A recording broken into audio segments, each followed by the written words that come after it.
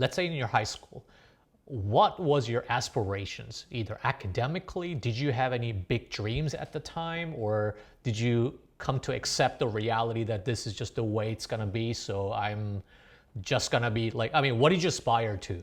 Yeah, it's very interesting. I think I grew up around thugs. I grew up around criminals, you know. So as a young kid, I wanted to become the respected criminal. Tell us more about that. What kind of criminal activities were you looking? Mostly gangsters. You know, I was like, you know, my own trying to form my own gang. You know, in my college because Stephen, here's the thing.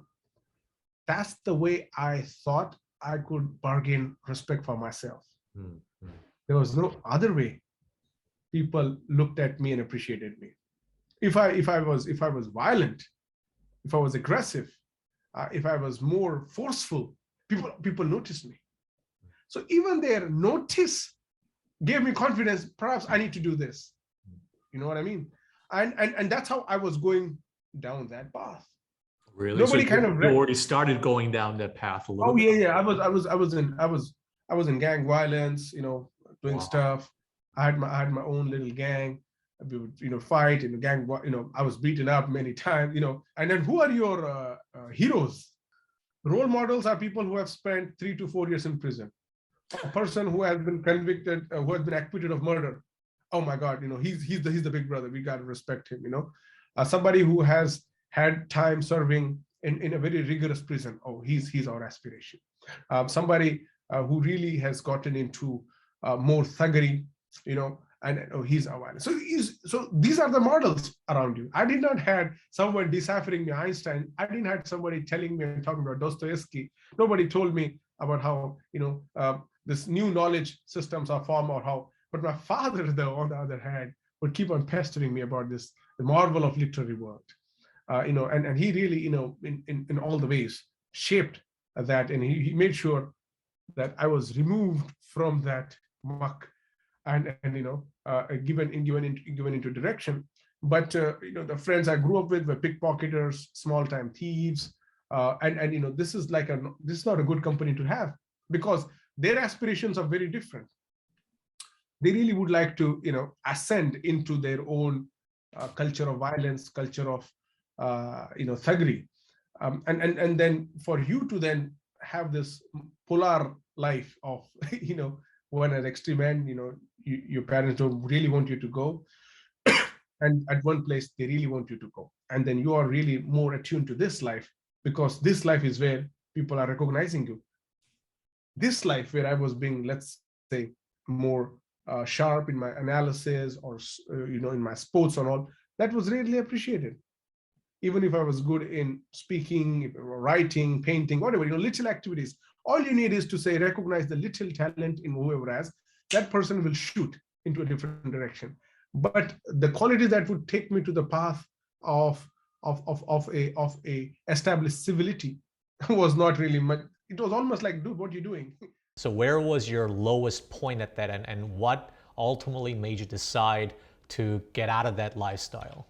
Oh, I think, you know, it really needs a kind of a philosophical exercise to decipher this, because it's not a simple answer, Stephen, to be honest with you.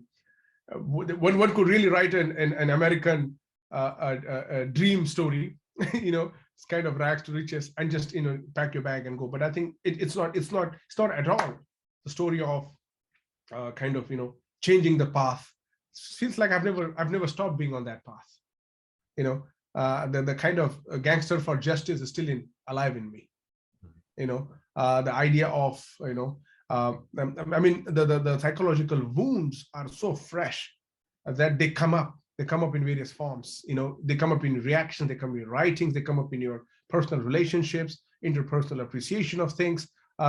Many times the way you speak to other people, sometimes, and most of the time people misunderstood you.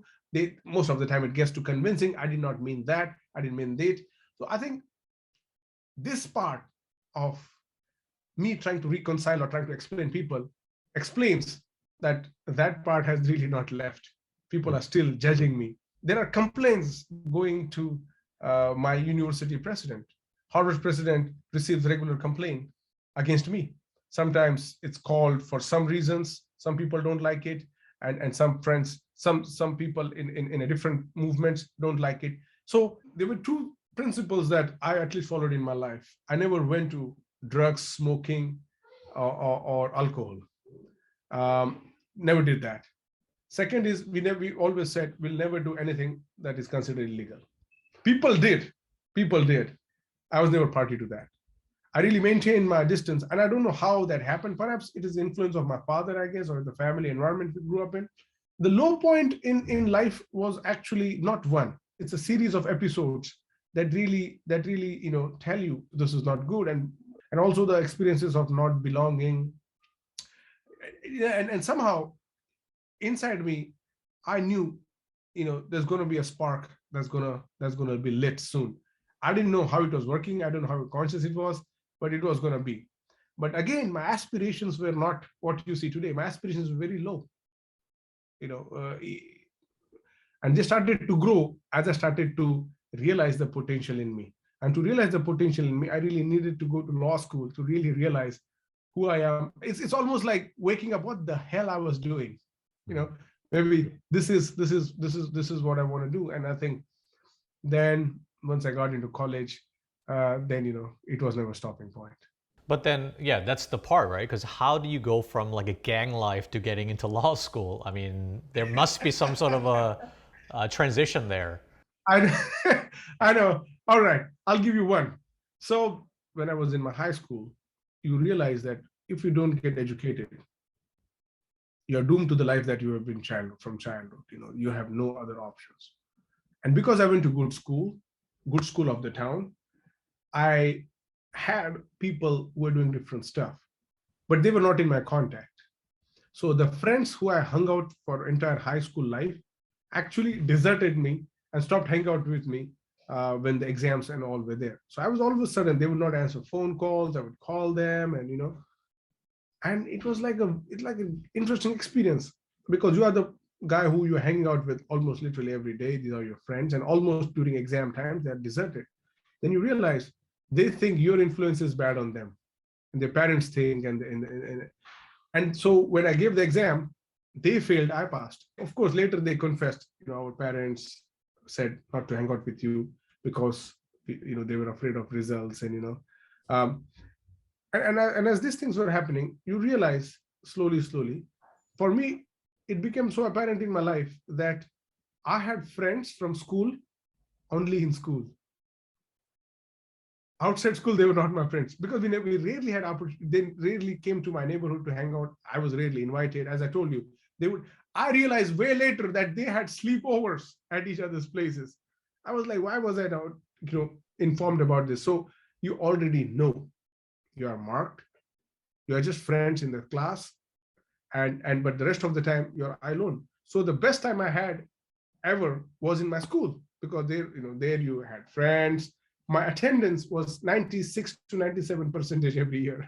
I did not wanted to stay at home. I wanted to go to school. I was desperate about it. So I think this kind of experiences really marked and kind of club. But as I said, it will need more understanding of how this stage came to be, how I went from from high school to law college. My dad drove me, because I think he saw that he's not going to do good in science and all the other subjects because he's not into it. And I think that move already happened when the results came, when I got lower marks, and you see other people are actually progressing, but when they're progressing, they're not even taking into account that you are perhaps their friends. So I had only 2 to 3 good friends, and I think they stayed with, but other it was just a kind of a fluke and fling. To be honest, when I passed my high school, I got the lowest percentage of mark that you can get, but I passed.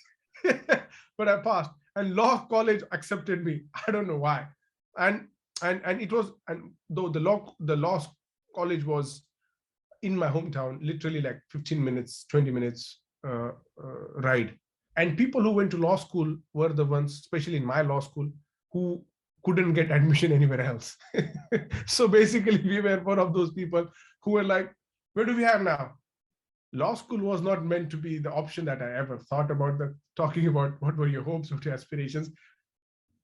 People, when I said I'm going to do law, I my heart must have cried 10 days at least, I think, because what am I going to do with law? That's not, I've never been taught about it.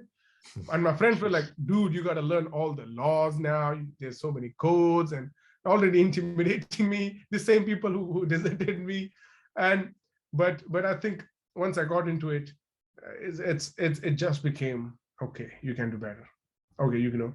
And I was scoring good marks. It sounds to me like it was at that law college you really found your almost calling, and then you're excelling at whatever it is you're doing. You're taking leadership positions, and then what did you decide to next?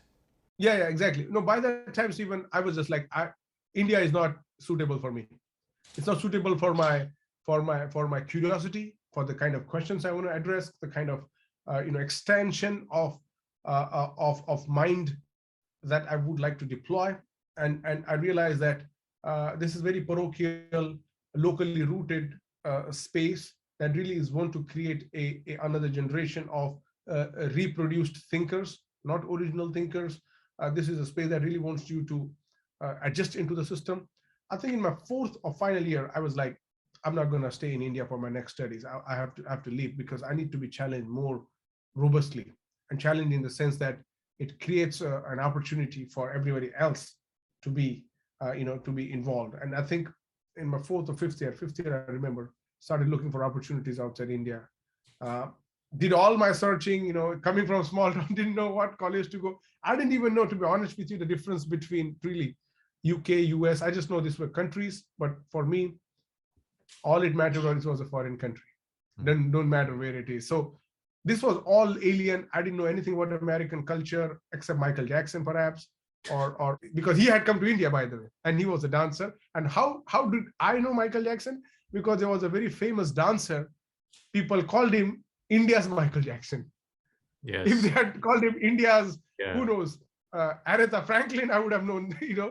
So having no access to culture, having no access to the kind of language, discourse, thinking. So where did you apply, and where did you get in? It's an interesting story. I didn't know where to apply. I don't even know how to find information. So I would spend time in India. We have this internet cafes. You're talking about 2008, 9. So I would spend like 5 to 6 hours looking at each university websites in the UK who can accept me. Now, one problem though, they had an English test proficiency, something. Right.